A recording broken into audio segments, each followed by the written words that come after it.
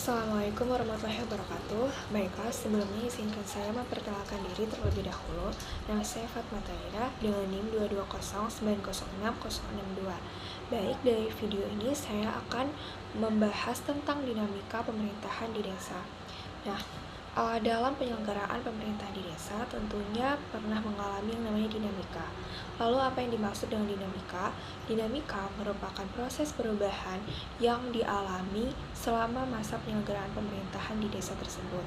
Jadi baik itu dalam hal interaksi antara pemerintah dan juga masyarakatnya, kemudian bagaimana respon dalam menghadapi tantangan dan juga kebutuhan masyarakat yang mengalami perubahan setiap waktunya. Nah, kemudian bagaimana pemerintah baik di tingkat lokal maupun nasional itu menghadapi perubahan internal ataupun eksternal. Perubahan internal misalnya dalam hal struktur kepemerintahan ataupun hubungan yang terjadi antara pemerintah dan juga masyarakatnya, dan kalau eksternal itu seperti teknologi, ekonomi, dan juga kebijakan-kebijakan pemerintah. Nah, kemudian dinamika pemerintahan di desa ini juga mencakup interaksi antara stabilitas dan juga fleksibilitas. Nah, stabilitas di sini adalah bagaimana pemerintah mengupayakan agar program-program yang dijalankan itu tetap mengalami kesinambungan. Kemudian untuk fleksibilitas itu bagaimana agar pemerintah mampu mengakomodir kebutuhan masyarakat dan di kondisi eksternal.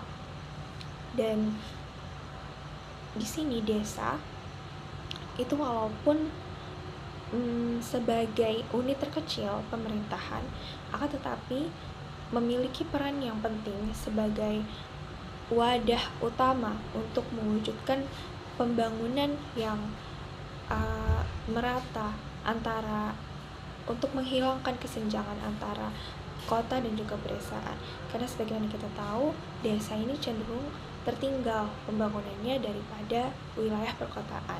Jadi untuk itu pembahasan mengenai pembangunan di desa itu seharusnya tidak hanya menjadi agenda tambahan di pemerintahan, tetapi harus dijadikan sebagai prioritas untuk mewujudkan pembangunan yang merata dan juga inklusif.